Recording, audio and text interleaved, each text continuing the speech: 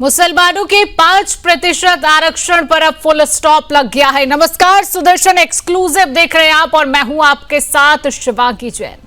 महाराष्ट्र सरकार ने मुसलमानों को शिक्षा में दिए गए 5% आरक्षण को औपचारिक रूप से खत्म कर दिया है। जी हां, नया शासन निर्णय यानी जीआर जारी करते हुए सरकार ने 2014 में शुरू हुई इस आरक्षण प्रक्रिया को पूर्ण रूप से खत्म घोषित किया है।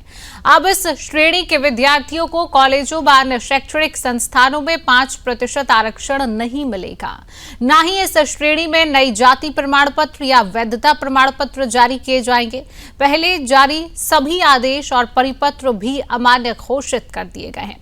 2014 का यह आरक्षण अध्यादेश के रूप में लागू हुआ था, लेकिन कानून न बनने और अदालत की रोक के चलते वर्षों से कानूनी अनिश्चितता में अटका हुआ था, जिसे अब सरकार ने पूरी तरह से समाप्त कर दिया है।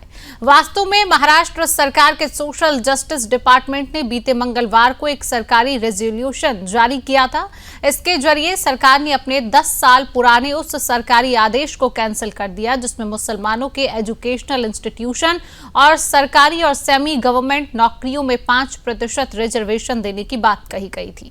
हालांकि पिछले 10 सालों से यह आदेश इनवैलिड रहा है, क्योंकि 2014 में कांग्रेस सरकार की तरफ से लाया गया अध्यादेश तय समय यानी 6 हफ्ते में विधानसभा से पास नहीं कराया जा सका, जिससे यह खुद ही इनवैलिड हो गया था। जुलाई 2014 में कांग्रेस एनसीपी की गठबंधन की सरकार थी। अक्टूबर 2014 में सरकार बदल गई। विधानसभा चुनाव के बाद बीजेपी शिवसेना सरकार बनी। नई सरकार ने नौकरी वाले मुस्लिम आरक्षण को आगे नहीं बढ़ाया। आपको बता दें कि कांग्रेस एनसीपी सरकार ने मुसलमानों को आरक्षण देने से पहले 5 साल यानी 2008 से 2013 तक रिसर्च की। सरकार ने सामाजिक शैक्षणिक स्थिति पर कई कमेटियां रिपोर्ट्स बनवाई। नतीजा यह निकला कि मुसलमानों के कुछ वर्ग पिछड़े हैं, इसलिए आरक्षण की सिफारिश की गई। इसके बाद कांग्रेस एनसीपी गठबंधन सरकार में तत्कालीन सीएम पृथ्वीराज चौहान ने मुस्लिमों को शिक्षा और सरकारी नौकरी में 5% आरक्षण देने का ऐलान किया। इसे अध्यादेश सरकारी आदेश के जरिए लागू करने की कोशिश हुई। यह फैसला विधानसभा चुनाव से ठीक पहले आया, इसलिए राजनीतिक विवाद भी हुआ। अगस्त से सितंबर के बीच नियम को लागू करने की शुरुआत हुई। कुछ शैक्षणिक संस्थानों में एडमिशन के लिए 5% कोटा लागू होना शुरू हुआ। नौकरी वाला हिस्सा भी नोटिफिकेशन में था, पर जमीनी स्तर पर पूरी तरह लागू नहीं हो पाया। मुस्लिमों को 5% आरक्षण देने के फैसले को कोर्ट में चुनौती दी गई। बॉम्बे हाई कोर्ट ने अंतरिम आदेश जारी किया। शिक्षा में 5% आरक्षण जारी रखने की अनुमति मिली। वहीं सरकारी नौकरियों में 5% आरक्षण पर रोक लगा दी गई। कोर्ट ने कहा कि नौकरी वाले आरक्षण के लिए पर्याप्त ठोस डेटा नहीं दिखाया गया। 2015 से 18 के बीच अदालतों में केस चलता रहा। राज्य सरकार ने अलग मुस्लिम कोटा की जगह ओबीसी, एससी, बीसी श्रेणी के अंतर्गत लाभ देने की बात कही। हालांकि अलग 5% मुस्लिम कोटा पर कोई नया मजबूत कानून नहीं आया, नीति लागू नहीं हुई। वहीं अब महाराष्ट्र की देवेंद्र फडणवीस सरकार ने मुसलमानों को दिया गया 5% आरक्षण पूरी तरह से खत्म कर दिया है। अब न प्रवेश मिलेंगे, न प्रमाण पत्र जारी होंगे। सभी पुराने आदेश रद्द कर दिए गए हैं। तो आज इसी विषय पर हम चर्चा भी करेंगे, लेकिन चर्चा से पहले कुछ प्रतिक्रियाएं हैं, आपको सुनवाते हैं। नहीं, वो तो न्यायालय के चलते उसको वो रद्द हुआ है। यानी सरकार की उसकी भूमिका सरकार की उसमें कोई भूमिका नहीं रही, भूमिका ही नहीं है। कई राज्यों में वो कोशिश की गई है, वहां भी न्यायालय ने उसको खारिज किया। फडणवीस सरकार से अक़लियतों को बहुत ज्यादा उम्मीद लगाने की जरूरत नहीं है। ये पूरी दुनिया जानती है कि बीजेपी हमेशा मुसलमानों के खिलाफ रही है। ये 5% का आरक्षण जो है वो जब कांग्रेस और एनसीपी की सरकार थी तो उन्होंने इस आरक्षण को दिया था, जो बाद में हाई कोर्ट में, मुंबई हाई कोर्ट में चैलेंज किया कुछ लोगों ने। और कोर्ट ने नौकरी में तो नहीं लेकिन शिक्षण संस्थाओं में 5% रिजर्वेशन को मुसलमानों के जायज ठहराया था। जब बीजेपी सरकार आई तो उन्होंने इसको लागू नहीं किया और अब ये हालत हुई है कि जो 5% एजुकेशन इंस्टीट्यूशन था उसको भी रद्द करने का काम बीजेपी ने किया है। तो इससे मुझे कोई आश्चर्य नहीं है। जो सरकार मदरसे बंद करा सकती है, जो अक़लियतों के घरों पे बुलडोजर चला सकती है, जो सरकार अक़लियतों को मॉब लिंचिंग में जो है वो शामिल करके बेगुनाह लोगों को, बेकसूर लोगों को जेलों में डाल सकती है, उससे यही उम्मीद की जा सकती है। नहीं, पुरानी सरकार ने दिया ही कहाँ था। पुरानी सरकार ने तो खाली अध्यादेश लाया था, उसको कानून का अमली जामा कहाँ पहनाया?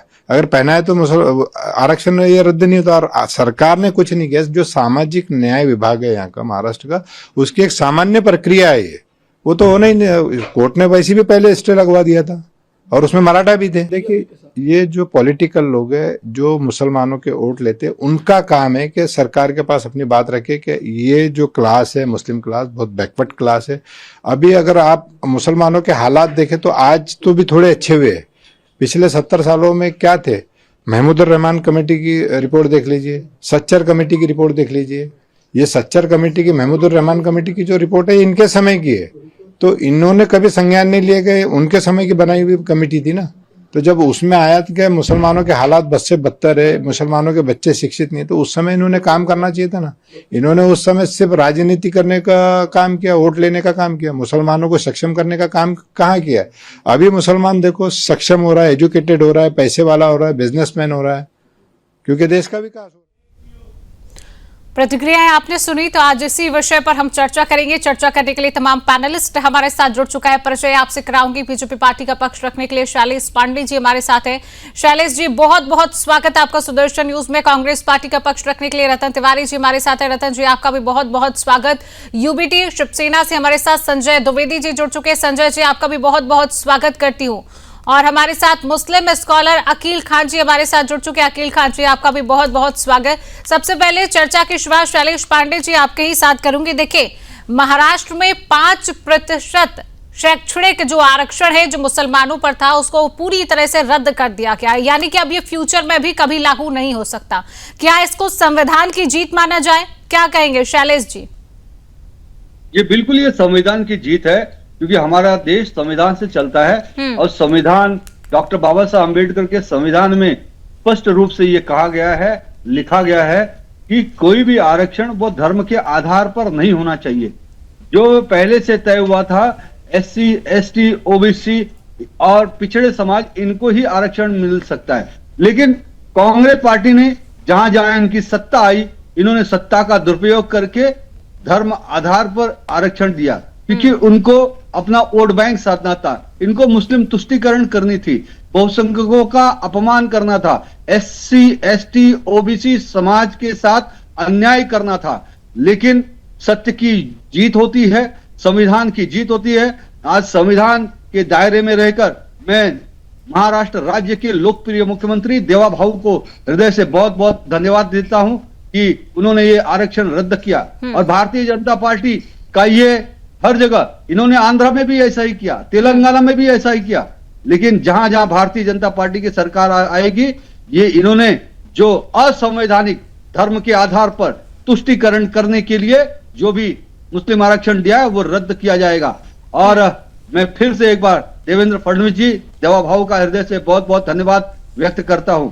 और ये कांग्रेस पार्टी को सीख लेना चाहिए कि संविधान के विरोध में जाकर, नियम कानून को दरकिनार करके, सिर्फ वोट बैंक के लिए, हिंदुओं का अपमान करने के लिए, हिंदू समाज का विरोध दर्ज करने के लिए और अपने वोट बैंक की लल्लो चप्पो करने के लिए ऐसे कभी भी डिसीजन नहीं लेने चाहिए। चलिए ठीक है रतन तिवारी जी, लगातार ये कहा जाता है कि कांग्रेस पार्टी अपने वोट बैंक को साधने के लिए, मुस्लिम तुष्टीकरण के लिए इस तरीके के फैसले ले लेती है, धर्म के आधार पर आरक्षण दे दिया जाता है। रतन तिवारी जी, जवाब दीजिए।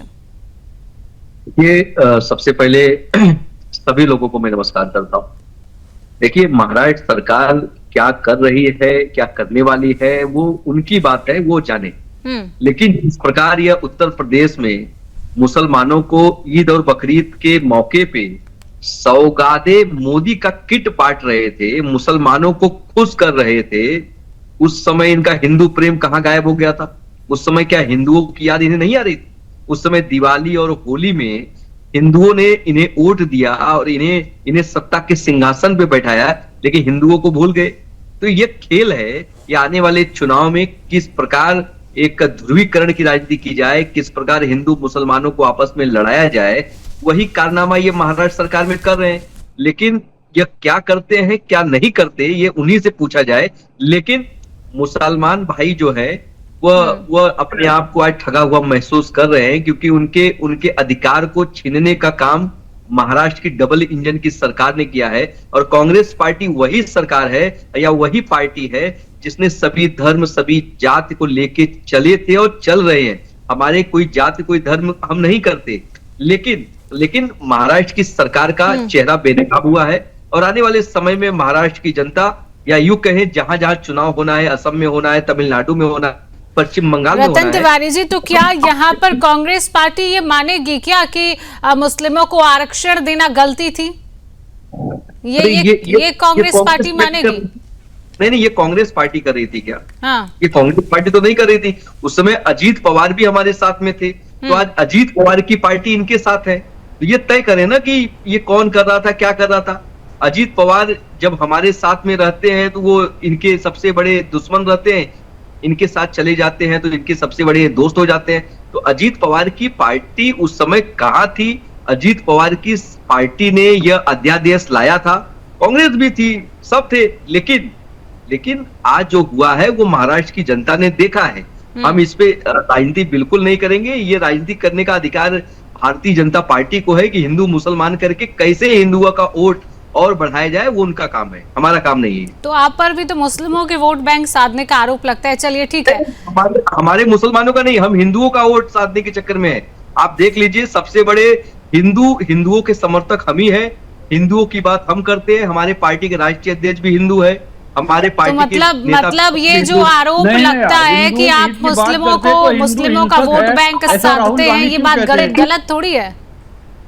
नहीं, अब देखिए हिमानी जी, अगर कांग्रेस हिंदुओं की भारतीय जनता पार्टी को मैंने दिया है, तो हिंदू हिंसक है ऐसा राहुल गांधी क्यों कहते? भगवान राम के अस्तित्व के खिलाफ इन्होंने सुप्रीम कोर्ट में एफिडेविट क्यों दायर किया? अभी तक राहुल गांधी भगवान राम के जन्मभूमि में रामलला के दर्शन करने भी नहीं गए। ये कैसे? चलिए रतन तिवारी जी, शैलेश जी कह रहे हैं कि आप हिंदुओं की ओर बढ़ते हैं, आप कह रहे हैं हमारे प्रदेश अध्यक्ष हिंदू हैं तो रामलला के दर्शन के लिए नहीं जाते हैं। तो ये कह देने से नहीं होता है कि हम हिंदुओं के शुभ चिंतक हैं या हम हिंदुओं की ओर बढ़ रहे हैं। चलिए ठीक है, आगे भी मुझे सवाल लेना है।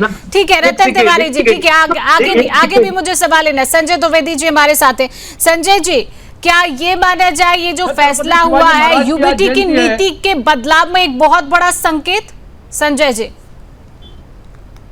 यूपी की नीति में बदलाव में समझ नहीं पाया, क्या कहना चाह रही हैं? मैं कह रही हूँ कि क्या यह यूबीटी की नीति में बदलाव का संकेत है?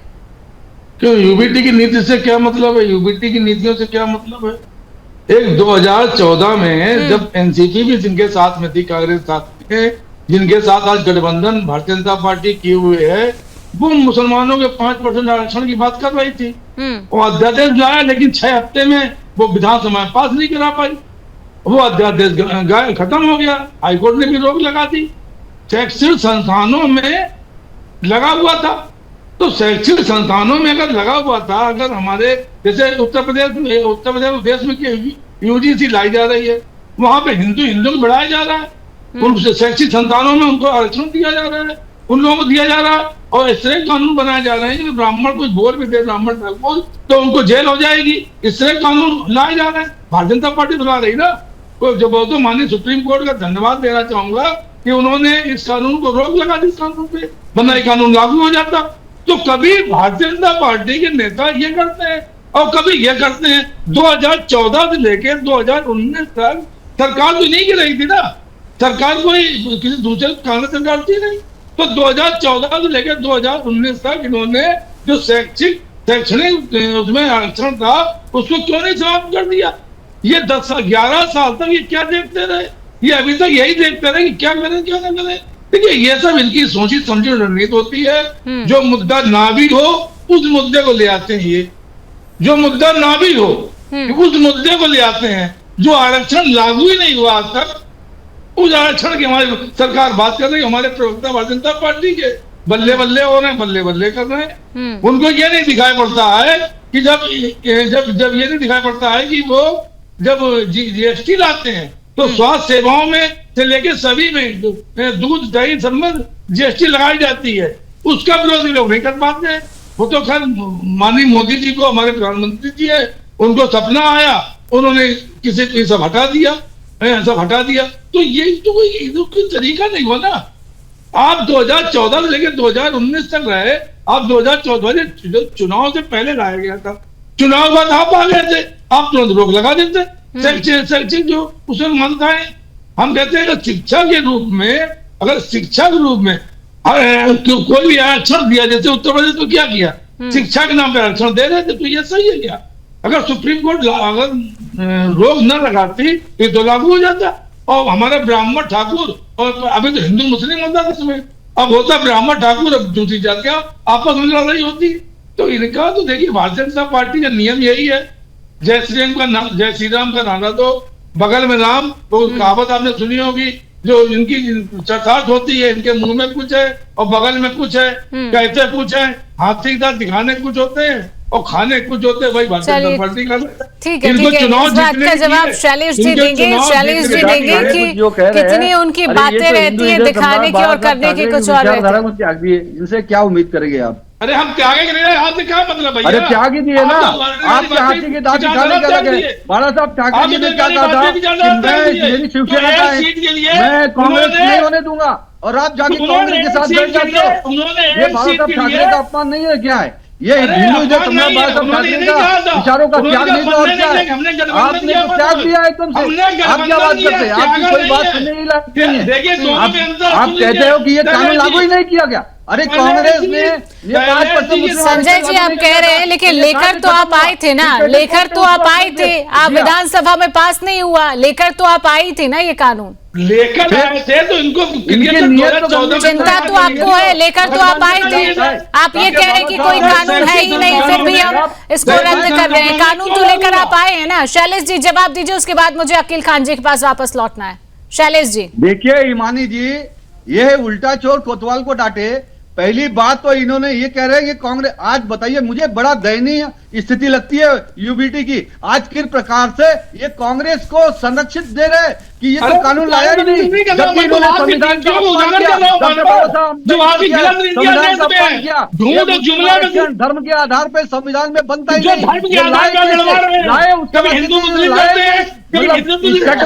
फट भी इनका ये दोगलापन का ये बड़ा तमाशा है। अरे कभी कभी हिंदू लड़वाते हैं, कभी हिंदू मुस्लिम लड़वाते हैं, आप काम ही नहीं है।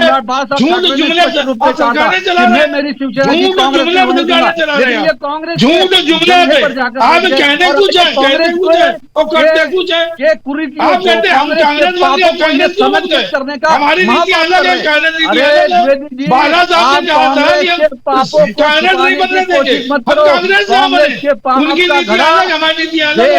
अरे एक वोट से तो प्रधानमंत्री न बनाओ, वो पार्टियां तोड़ रहा है, विधायक खरीद रहा है। धिक्कार है, धिक्कार है, धिक्कार है, धिक्कार है। राम के नाम पे वोट मांगते हैं। अकील खान जी के पास वापस लौटेंगे। ठीक है अकील खान जी, जिस तरीके से महाराष्ट्र में फैसला लिया गया है कि आप लोगों को शैक्षणिक जो आरक्षण, शैलेश जी ठीक है, देखिए समय भी हमारा सीमित रहता है, हमें सभी गेस्ट को समय देना है। अकील खान जी भी हमारे साथ हैं। अकील खान जी, महाराष्ट्र में जो फैसला लिया गया है, जो आप लोगों को शैक्षणिक 5% आरक्षण दिया जा रहा था, वो पूरी तरह से रद्द कर दिया गया। क्या आप मानते हैं इसको लेकर? क्या ये माना जाए कि आर्थिक जो पिछड़ापन है वो है या फिर धर्म? क्या कहेंगे आप? देखिए शिवांगी जी, एक शेर से अपनी बात की शुरुआत करूंगा कि मैं दहशतगर्द था, मरने पे बेटा बोल सकता है। मैं दहशतगर्द था, मरने पे बेटा बोल सकता है। हुकूमत के इशारे पर तो मुर्दा बोल सकता है। यहाँ पर नफरतों ने कैसे कैसे गुल खिलाए हैं, लुटी इस्मत। यहाँ पर तो नफरतों ने कैसे कैसे गुल खिलाए हैं, लुटी इस्मत। बता देगा रुपट्टा बोल देता है। हुकूमत की तवज्जो चाहती है ये जली बस्ती। अदालत चाहे तो मलबे से बोल सकता है। अदालत में गवाही के लिए लाशें नहीं आती, गवाही की जरूरत हो तो दरिया बोल सकता है। बहुत से कुर्सियां इस मुल्क में लाशों पे रखी हैं, ये वो सच है जिसे झूठे से झूठा बोल सकता है। अब इसका अर्थ भी समझा दीजिए। अकील खान जी, शेर तो आपने सुना दिया। अब आप सुन लीजिए जी। आप 2014 की बात कर रहे हैं। 2014 में 5% आरक्षण के लिए अध्यादेश विधानसभा सदन में लाया गया। अब आप ये बता दिए, भारतीय जनता पार्टी के शैलेश जी बड़े विद्वान प्रवक्ता बैठे हैं कि जब जो चीज अमल में आई ही नहीं, अध्यादेश का मतलब ये होता कि 6 हफ्ता के अंदर उस पे आना चाहिए था, लेकिन जब वो आए नहीं, कांग्रेस और एनसीपी सरकार ला ही नहीं पाई और वो अध्यादेश लागू ही नहीं हो पाया, तो आप हटाने का ठीकरा अपने सिर पे क्यों फोड़ रहे हैं? सबसे बड़ी बात ये लेकिन जहां पर तुष्टीकरण और सियासत की बात हो रही है, आज पूरा देश जान रहा है, आज पूरा देश जान रहा है, जहां जहां पर भारतीय जनता पार्टी की सरकारें हैं वहां पर हिंदू सनातन धर्म, आप धर्म का काम करें, कौन आपको मना कर रहा है? लेकिन हर मामले में आपको हिंदू मुसलमान, हर मामले में हिंदू मुसलमान, अरे आप कम से कम सनातन धर्म के मानने वालों को ही तरक्की कर दीजिए, उन्हीं को आप रोजगार दे दीजिए, उन्हीं को आप नौकरी दे दीजिए, मुसलमानों को आप किनारे कर दीजिए। अगर आपके मन में इतनी नफरत मुसलमानों के प्रति है तो अभी एक माँ वैष्णो देवी कश्मीर के अंदर मेडिकल कॉलेज था, उसमें 50 सीटों में, अरे जब आपको हिंदू मुसलमान ही करना है तो मैं तो आपके चैनल पर बड़ी जिम्मेदारी से बात कर सकता हूँ कि जितने आपके साथ सनातन धर्म के मानने वाले लोग हैं उन्हीं को आप शिक्षा, रोजगार, नौकरी, उन्हीं की तरक्की करवा दीजिए। लेकिन आपको सिर्फ हिंदू मुसलमान पे सियासत करना है, बाकी इस देश से आपको मोहब्बत नहीं है। मैं पूरी जिम्मेदारी से बात कर सकता हूँ, आप शिक्षा की बात नहीं करेंगे, आप स्वास्थ्य की बात नहीं करेंगे, आप रोजगार की बात नहीं करेंगे, क्योंकि देश के अंदर अकील खान जी, तो फिर आप कह रहे हैं, अकील खान जी आप कह रहे हैं कि देश से मोहब्बत नहीं है, फिर आपकी नजर में कौन सी ऐसी पार्टी है जिसको देश से मोहब्बत है? आपको क्या लगता है? आप इस देश के नागरिक हैं, कौन सी पार्टी आपको लगती है जो देश से मोहब्बत करती है? ये तुष्टीकरण की बात कर रहे हैं। हाँ। भारतीय जनता पार्टी इस देश के अंदर तुष्टीकरण की बात करती है। कांग्रेस पार्टी देश के लिए सोचती है? अकील खान जी, कांग्रेस पार्टी देश के लिए सोचती है? कांग्रेस पार्टी को देश से प्यार है? आप बीजेपी पर आरोप लगा रहे हैं, ठीक है, मैंने मान लिया कि आप बोल रहे हैं कि देश से मोहब्बत नहीं है, देश से प्यार नहीं है। कौन सी पार्टी ऐसी है जिसको देश से प्यार हो? आपकी नजर में कोई तो पार्टी होगी, पिछले भी कई पार्टियां रही हैं। आप इतना बता दीजिए, इस देश के प्रति अभी आप बताने लगेंगी कि कांग्रेस का प्रवक्ता भी आप हमें घोषित कर देंगी। मैं कौन होती हूँ आपको कांग्रेस का प्रवक्ता घोषित करने वाली? मेरे लिए आप मुस्लिम स्कॉलर अकील खान जी हैं। मैं आपको क्यों कांग्रेस का प्रवक्ता? कांग्रेस के प्रवक्ता रतन तिवारी जी हमारे पास बैठे हुए हैं। अब आप सुन लीजिए जी शिवांगी जी, 10 सेकंड में मेरी बात आप सुन लीजिए जी। इस देश के प्रति भारतीय जनता पार्टी ने अपनी कुर्बानियां हमें 4 बता दे, और कांग्रेस की अगर बात रही तो इंदिरा गांधी जी से लेकर के राजीव गांधी तक इस देश के प्रति अपनी जान और निछावर की है। लेकिन भारतीय जनता पार्टी यही सिर्फ अगर तुष्टीकरण, आप सियासत करिए, देश के प्रधानमंत्री अटल बिहारी वाजपेयी भी रहे हैं, हमारे देश के प्रधानमंत्री अटल बिहारी वाजपेयी जी भी रहे, लेकिन उन्होंने कभी या अन्य इससे महाराष्ट्र के अंदर इनसे पहले भी तमाम मुख्यमंत्री हुए हैं, उत्तर प्रदेश में योगी आदित्यनाथ जी से पहले तमाम मुख्यमंत्री हुए हैं, महाराष्ट्र में भी कई मुख्यमंत्री हुए हैं, राजस्थान में भी कई मुख्यमंत्री रहे। इस समय 2014 से एक टॉपिक चल गया है कि जो जितना बड़ा नेता बनना चाह रहा है वो मुसलमानों को गाली देना शुरू कर दे। आज असम का मुख्यमंत्री कैसी भाषा का प्रयोग करता है, उत्तर प्रदेश के मुख्यमंत्री कैसी भाषा का प्रयोग करते हैं, उत्तराखंड के मुख्यमंत्री कैसी भाषा का प्रयोग करते हैं? 2014 से पहले हिंदुओं को लेकर गालियां नहीं दी जाती थी। 2000, चलिए आप कहीं मत जाइए, आप अभी ठीक है, आप उत्तर प्रदेश की ही बात कर रहे हैं। 2014 से पहले उत्तर प्रदेश में किस तरीके की तस्वीरें थी आपको पता है? आपको पता है, मैं किसी पार्टी का समर्थन नहीं कर रही हूँ, मैं खुद उत्तर प्रदेश से आती हूँ। 2014 से पहले तो कुछ बदलाव तो होता है ना। चलिए ठीक है, आप जो आरोप लगा रहे हैं उस नफरत फैला रही है बीजेपी पार्टी, ठीक है। शैलेश जी इस बात का जवाब देंगे, ठीक है। शैलेश जी, बार बार ये कहा जाता है कि आपकी पार्टी सिर्फ हिंदू मुस्लिम करती है, हिंदू मुस्लिम करती है। आपकी पार्टी को मुस्लिमों से इतनी नफरत क्यों है? ये बार बार सवाल आप लोगों के लिए खड़ा किया जाता है। दूसरी बात, 2 पॉइंट है मेरे पास, इन दोनों का आप जवाब देंगे। अकील खान जी कह रहे हैं कि जो नियम लागू किया ही नहीं गया आरक्षण को लेकर, जो पास ही नहीं हुआ विधानसभा में, उसको आप लेकर आ गए कि ये रद्द हो जाएगा। दोनों सवालों का जवाब दीजिए, फिर मैं आगे बढ़ूंगी। शैलेश जी। देखिए शिवानी जी, कांग्रेस पार्टी का इतिहास ही नफरत पे के बुनियाद पर टिका हुआ है। आप याद करिए 1948 किसने चितपावन ब्राह्मणों की हत्याएं करवाई थी पूरे देश के अंदर? ये कांग्रेस पार्टी ने करवाया था। सिख दंगे में 3000 से ज्यादा सिखों की हत्याएं किसने करवाई थी? कोर्ट कचहरी के अंदर कांग्रेस के नेता पकड़े भी गए थे, सजाएं हुई इनके ऊपर। उसके बाद आप देखेंगे मुंबई में दंगे, भिवंडी में दंगे, टांडा में दंगे, जहां जहां इनकी सरकारें रही वहां पर दंगों में हिंदुओं की हत्याएं, और उसमें तो मानवता तार तार हुई। अनेक ऐसे कुकर्म इन्होंने किए हैं इस देश के अंदर, गिनाने जाए तो मुझे घंटों लग जाएगा। ये तो सूप छलनी बोले जिसमें 5000 छेद, इनको तो बोलने का कोई अधिकार ही नहीं। हिंदू धर्म के खिलाफ राहुल गांधी हमेशा से ये हिंसा भरी बात करते, हिंदुओं को हिंसक कहते। भगवान राम के अस्तित्व पे इन्होंने सवाल खड़ा किया। भगवान राम के आज तक दर्शन करने नहीं गए।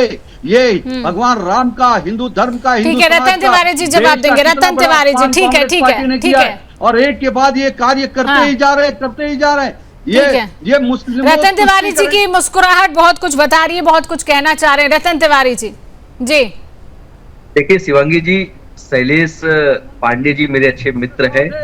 वो कुछ भी बोलेंगे, मैं उनके ऊपर टीका टिप्पणी नहीं करूंगा, लेकिन इतना मैं जरूर कहूंगा कि कांग्रेस पार्टी हिंदुत्व के प्रति कभी भी कोई भी वक्तव्य गलत नहीं दिया है। और दूसरी बात, कामाख्या देवी मंदिर पे स्वयं श्रीमती प्रियंका गांधी जी 13-14 तारीख को जा रही है।